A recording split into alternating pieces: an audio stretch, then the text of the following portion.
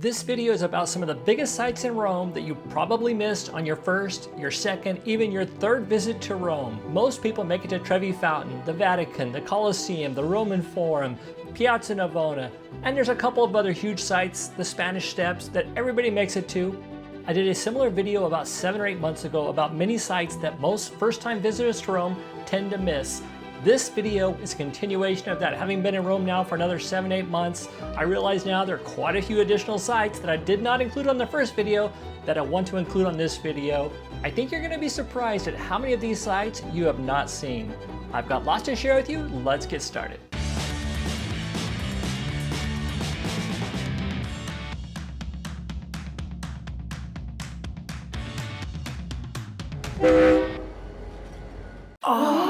Wow.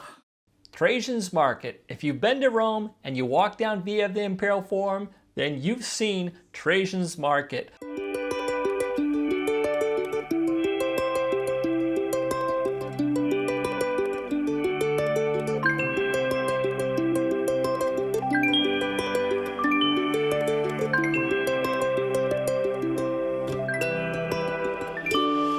While most people have seen Trajan's Forum from the outside, very few actually make it inside the museum.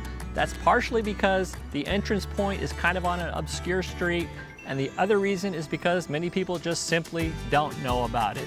I didn't know about it until just recently. In fact, Kim and I just recently made it into the Trajan's Market about 2 weeks ago, and we were really surprised at how much we enjoyed it and how much it added to the overall experience of the Roman Forum. So my recommendation would be to head into Trajan's Market first, then there's a secret entrance or a less known entrance to enter into the Roman Forum just outside of that. So it's only about a 3-minute walk from the exit or the entrance, it's the same door, of the Trajan's Market. You can head into the Roman Forum. If you try to enter over by the Colosseum, even if you have tickets, oftentimes you have to wait 20, 30, 40 minutes or more, because even with a ticket, you have to go through security, and that's kind of where the bottleneck is. But if you enter over by Trajan's Market, the line is non-existent, if at all, so you can just walk right in, enjoying the Roman Forum instead of standing in line. And this way, you can enter there into a part of the Roman Forum that I think gets overlooked. A lot of interesting things to see, but it kind of builds as you progress through the Roman Forum. So if you start over by Trajan's Market, you're going to kind of build, then you're going to go under the road, under via of the Imperial Forum. Going to see some interesting like Roman houses and different buildings in there under the underpass as you go under the road. You're going to come out on the other side into the main section of the Roman Forum.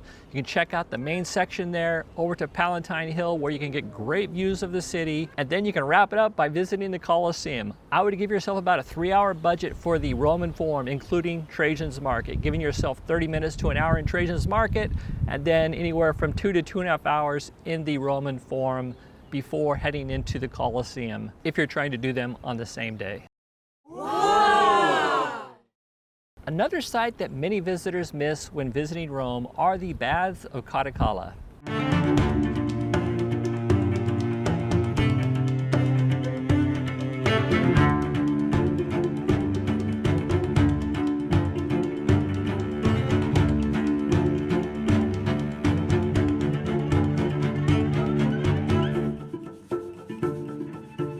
The Baths of Caracalla are located not far from Circus Maximus.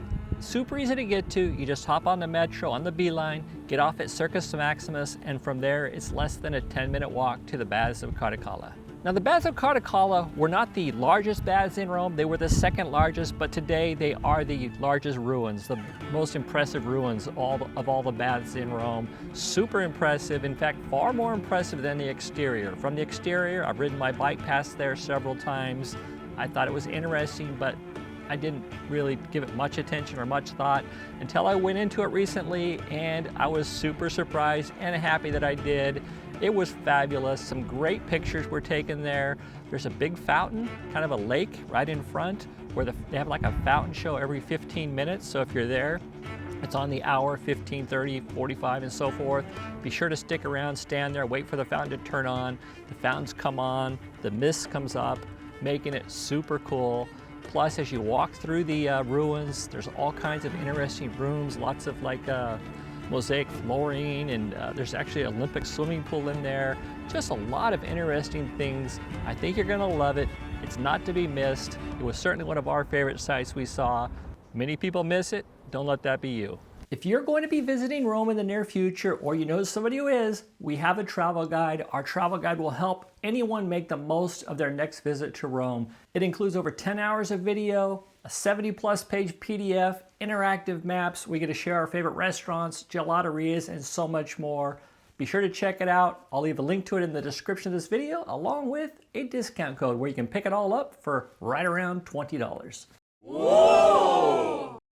Another site that is almost overlooked by every tourist are the Holy Stairs. These are the stairs that Jesus walked up before meeting Pontius Pilate. These stairs were once in Jerusalem, they're now in Rome. You too can walk up these stairs, but be advised you have to walk these on your knees. Yes, you have to walk up every stair on your knees. There's around 25 of them in all. The experience is super memorable, super inspirational. Don't miss it. And it's super easy to get to because it is located right next to La Basilica di San Giovanni. There's a metro station right next to that, so it makes it super easy. It's on the A line. Hop off at the Basilica San Giovanni station, basically walk across the street, and you're at the Holy Stairs. Oh, wow. Next, I'm going to share with you a site that very few people have even heard of, let alone visited. It is the Circus of Maxentius.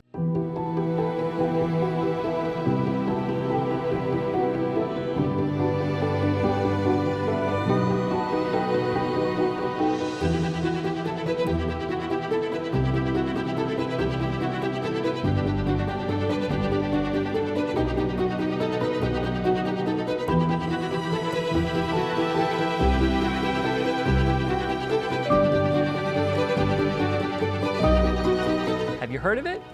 Probably not. It's much like Circus Maximus. Most people have heard of Circus Maximus. It's the large place where they held the chariot races. Well, at that same period of time, they had built a second track over by Via Appia Antica. It's actually quite a bit more impressive than Circus Maximus. There's lots of still ruins out there, a lot more to see than just at Circus Maximus. It's kind of an open field and there's a few bleachers on one end.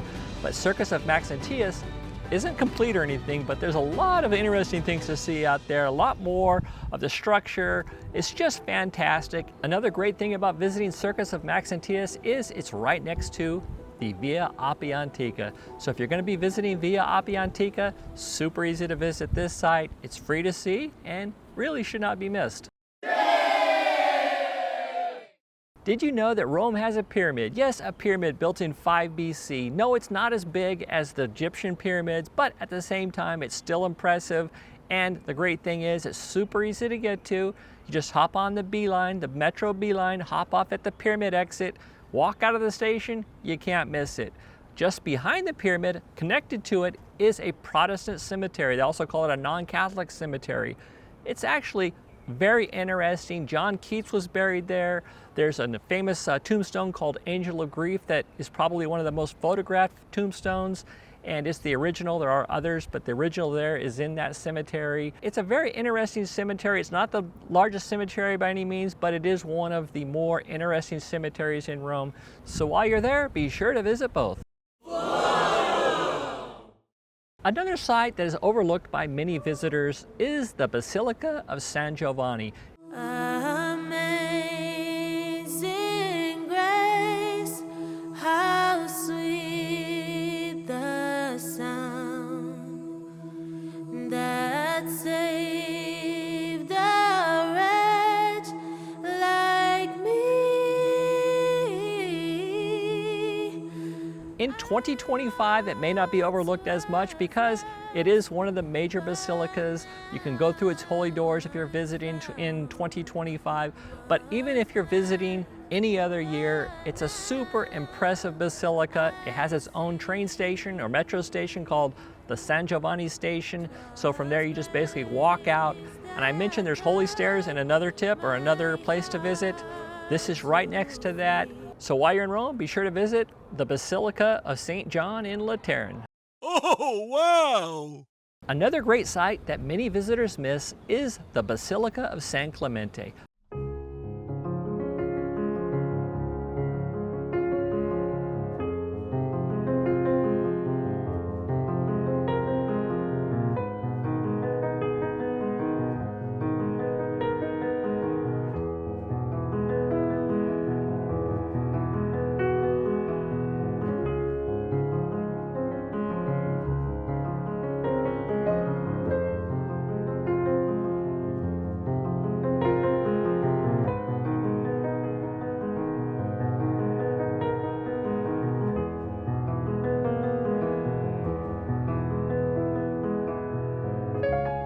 The Basilica of San Clemente is located really pretty close to the Colosseum. Most people make it to the Colosseum. Maybe from the Colosseum it's about a 10-minute walk and you can be at La Basilica di San Clemente. Now the basilica itself is kind of old, a little bit beat up, not super impressive. It was impressive, but nothing like, you know, the Vatican, let's say. But what it does have, it has an underground church underneath with Roman houses and different things down there to explore. Absolutely massive. I was really, really surprised. It's about 10 euros to go visit, and that was super entertaining. It really was, and I think you'll enjoy it. So be sure to visit the Basilica under the Basilica at La Basilica di San Clemente. Another fantastic site in Rome that many people miss is Villa Borghese.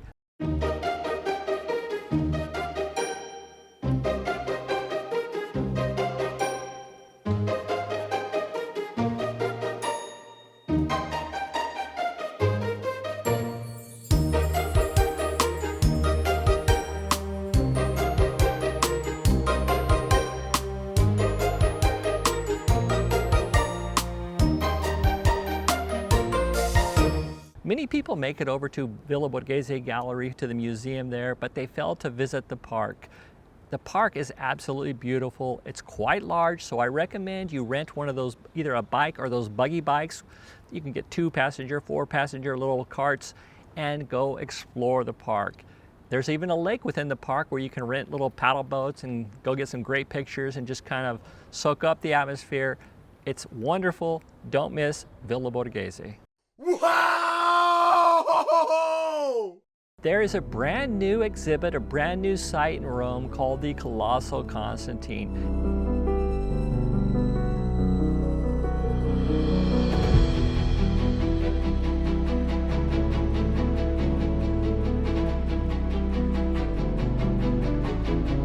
It's located right next to the Campidoglio, next to the Capitol Museum. It is a replica of the original Constantine. In the museum, you can still see fragments of the original Constantine, but in the courtyard that is adjacent to it, you can check out the newly renovated, replicated statue of Constantine. While you're there, I also recommend you go ahead and go up the stairs on the side door. There's a little entrance. You can go up into the restaurant of the Capitol Museum, and the restaurant has a huge terrace that you can go out onto and catch a great view of the city of Rome. And if you're there in the evening, you may even catch a spectacular sunset. Whoa! Have you ever heard of the neighborhood Celio? Chances are you haven't.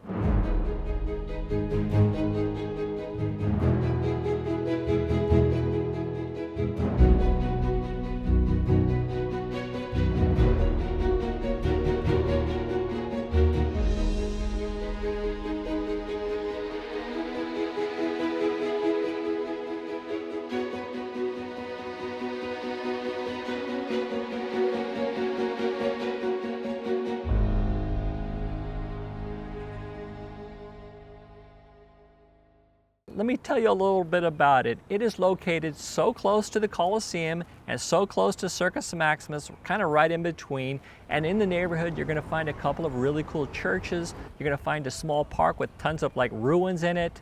And you're going to find what I think is most impressive are the flying buttresses. It just is a really cool, interesting place to take pictures.